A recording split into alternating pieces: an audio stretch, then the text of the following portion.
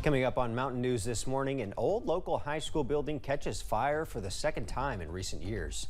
And a group of dedicated to Eastern and Southern Kentucky, this is WYMT Mountain News This Morning. Good morning, I'm Keaton Hall. Dakota Makers is off this morning. Time is currently 6:30. Let's throw it over to Brandon Robinson for a look at your weather.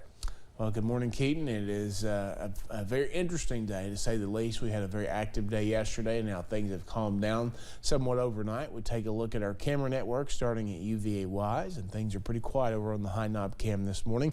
43 in Wise. It is 44 up the road in Clintwood in Southwest Virginia, 48 London, 47 Irvin, Jackson, and Prestonsburg, and 43 in Harlan to start your day. Breakfast forecast starting out right there, upper 40s for the most part, maybe close to 50 this morning in some spots, but again, I think we're getting closer to those low to mid 40s right now in most areas as we see a mix of clouds and sun. I think we'll see more sunshine this afternoon. Can't rule out a stray chance for a passing shower, but stray is the key word there, and a few more clouds will build in late tonight as we see another little weak system approaching us by the time we get to tomorrow. Keaton.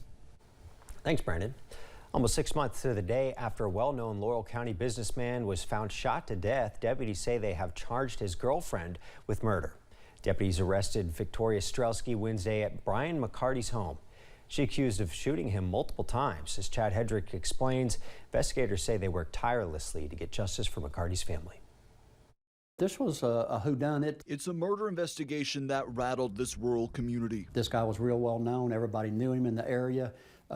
He was known to be a great guy, a very generous guy, and you know, it was a shock to the community. Brian McCarty was a businessman in the area. He was a farmer and owned rental property. For nearly 6 months, investigators have been gathering evidence and following leads to get to this point, arresting the woman they say killed him. We solve our homicides in rural Kentucky. Usually it's a smoke and gun type case where the individual's still there and they got into an argument or they were drinking. But this case was not as simple. The lead investigator clocking several hours to find a suspect. Our lead detective on that, Detective Taylor McDaniel, he practically lived and breathed working on it day and night until we got closure for the family. There are still many questions about why Victoria Strelski allegedly killed McCarty, who was called his soulmate in his obituary. Deputies arrested her Wednesday at McCarty's home, giving some answers to a family that's been grieving. In the end, we got closure for the family. Chad Hedrick, WYMT Mountain News. Strelski is also charged with forgery and tampering with physical evidence. She's now in the Laurel County Detention Center. Her arraignment is scheduled for Friday morning. We now know the identity of the two people who died in the triple shooting that happened in Pike County on March 18th.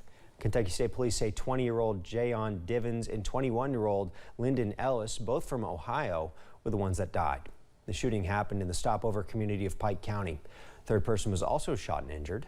We still don't know the name of that or condition of that person. No information has been released about what led to the shooting. One person is dead after a two-vehicle crash that happened yesterday morning on US 23 in Floyd County. Crash happened around 7 a.m. just past the Kentucky 80 interchange heading towards Pikeville. Officers say Jerome Jenkins of Prestonsburg died in that crash after his truck was hit by a car driven by Stephen Newsom of Virgie. Officers believe Newsom was suffering from a medical emergency and had been driving north in the southbound lane of US 23 for about 3 miles before hitting Jenkins' vehicle. Lexington man wants to get the word out after he says he and his partner were the victims of a hate crime. Video shows the two people burning down a pride flag outside the couple's home. James Grant Wilson says he has lived in Lexington for 15 years. Surveillance video shows two hooded figures walking up to his flag and lighting the bottom of it on fire. One appears to be recording the act with their phone. The pair then ran away. We weren't home, but we easily could have been, and you know, and this could happen to someone else somewhere else where they are home and it does catch their house on fire. So, you know, under specific circumstances, this could have ended a lot worse, and I do consider it a hate crime. Wilson and his partner say a detective was assigned to the investigation. They said they hope talking about the incident can be educational for Kentuckians. Wednesday morning, the old Hazard High School caught on fire. The building now houses about 25 apartments. 21 of those are currently being rented. This is the second time the building has caught on fire in recent years. The fire department, along with police and officials, were at the scene to assist those living in the apartments. No one was injured, but now there are several people needing a place to stay. It was enough damage that everybody had to be evacuated, obviously.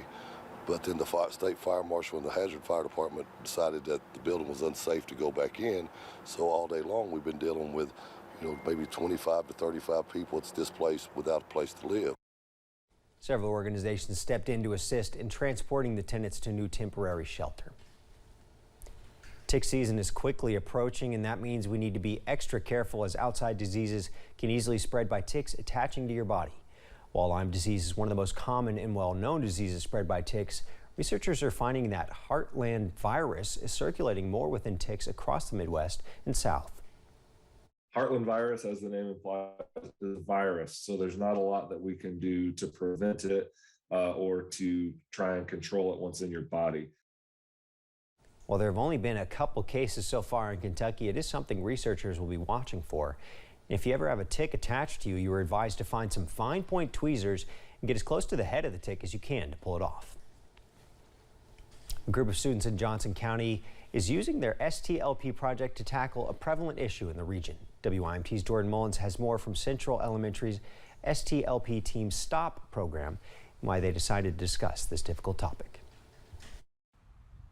A group of students from Central Elementary in Johnson County are using their own creations against the opioid pandemic in eastern Kentucky. We asked them if they wanted to do a community-based project, a school-based project, and we looked at different problems, and this problem really stood out to all of them, and they just said, let's go with this, and they took off with it. The students, part of the school's STLP team, have created the Slaying the Opioid Problem, or STOP program. After a brief survey within the school, the group realized many students and faculty were also impacted by drug abuse. Our group is passionate because there's a lot of drug usage and opioid and stuff like that usage. And some children within the group were affected as well. My dad and my papa, they were once addicted to drugs once. My dad almost died too because of drugs. The students also created a website with surveys and other information about conquering addiction and finding help. We went up to like over 1,000 viewers in the first 2 weeks, and it's not even been up a month, and they're already up over 4,500. Young people reaching out and helping those with addiction. In Paintsville, Jordan Mullins, WYMT Mountain News. Ratliff also said if you do plan to visit the STOP website, make sure you leave some feedback on the exit survey. Sixth graders at Pikeville Elementary spent their day yesterday frozen in time. The annual Living Wax Museum brought community members to the school as students presented speeches about specific influential public figures. Students compiled research and speeches complete with props and costumes after drawing their subject at random earlier this semester. The project those involved say brings out new things in every student. And then they get real defensive. Well, my person did this, and my person, and it becomes very competitive. And then I have students that suddenly, that were very shy and kind of blended in to the background, suddenly become very proud. Students say they consider the day a success, and they were happy to learn about the figures in such a unique way. The Girl Scouts are celebrating the 110th anniversary this year. Girl Scouts of Kentucky's Wilderness Road and the Girl Scouts of Kentuckiana were at the state capitol Tuesday to celebrate the anniversary. They met with state legislators, toured the historic Capitol building, and met with Governor Andy Beshear.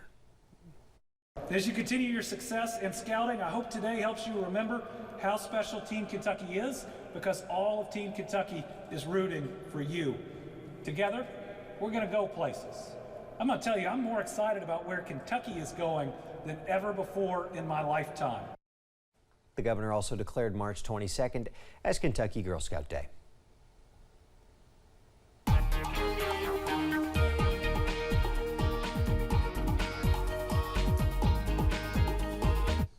Coming up on 6:40, we'll take a look outside the WYMT studios this morning. You could see some light trying to come into the sky out there. Still some clouds around, so be aware of that as you head out the door. Temperatures still on the cool side across parts of the region. The further south you go, the cooler it is. 40 in Middlesboro, 41 in Jacksboro, 42 in Harlan. Further north, the more cloud cover there might be and the more warmth, 47, Irvin, Jackson, and Prestonsburg this morning. Your out the door forecast, we are going to feature again some mainly dry conditions. It will be breezy again. Could see winds gusting up to 20 miles per hour or better at times, and right around 60 with a mix of sun and clouds. It all depends on what time of the day you are to what you're going to see. Keaton? Thank you for joining us. The time is now 6:40. Still to come on Mountain News this morning. CDC predicts a dramatic decrease in deaths caused by COVID-19 in the near future. That's on the way.